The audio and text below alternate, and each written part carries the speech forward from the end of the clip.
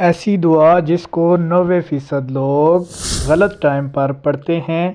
صحیح وقت پڑھنے کا طریقہ پیارے آقا محمد رسول اللہ نے بتایا۔ صحیح وقت پڑھنے کا طریقہ کون سا ہے اور اس عمل سے کیا ہوتا ہے؟ بسم اللہ الرحمن الرحیم۔ اللہم صلی علی محمد وعلی آل محمد وبارک وسلم وصلوا علیہ۔ ناظرین کرام، السلام علیکم ورحمۃ اللہ وبرکاتہ۔ سبحان اللہ وبحمدہ، سبحان اللہ العظیم، استغفر اللہ۔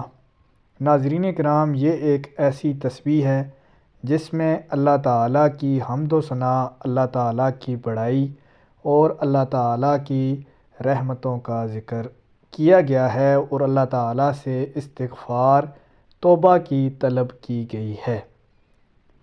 ایک اور دعا اسی طرز کی ہے، سبحان اللہ العظیم وبحمدہ ولا حول ولا قوۃ الا باللہ۔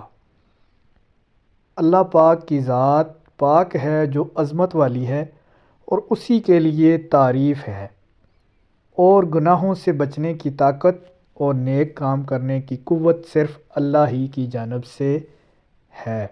ناظرین کرام، جو شخص فجر کی نماز کے بعد سبحان اللہ العظیم وبحمدہ ولا حول ولا قوۃ الا باللہ 3 مرتبہ پڑھتا ہے اور اس کے پڑھنے کی برکت سے اللہ تبارک و تعالی 5 بڑی بیماریوں یعنی جنون، جذام، اندھا پن، برس اور فالج سے حفاظت فرما دیتے ہیں۔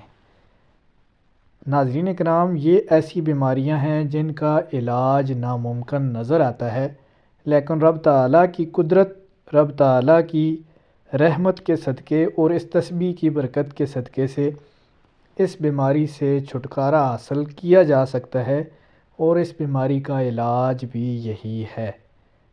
ناظرین کرام، جو تسبیح میں نے آپ کے سامنے پہلے پڑھی ہے، اس کو صحیح وقت پڑھنے سے آپ کے ایسے کام جو رکے ہوئے ہیں، جو کسی مصیبت کی وجہ سے، کسی بندش کی وجہ سے حل نہیں ہو رہے، انشاءاللہ تعالی جو شخص صبح فجر کی نماز کے بعد اول آخر 10 مرتبہ درود شریف اور 100 مرتبہ یہ تسبیح پڑھتا ہے، رب تعالیٰ اس کی تمام مصیبتیں، اس کے جو رکے ہوئے کام ہیں، جو بندش اس کے کاموں میں آ رہی ہے، وہ اس تسبیح کی برکت سے، پیارے آقا محمد رسول اللہ کی برکت سے اور آپ کی آل پاک، پنج تن پاک کے صدقے سے حل فرما دیتے ہیں۔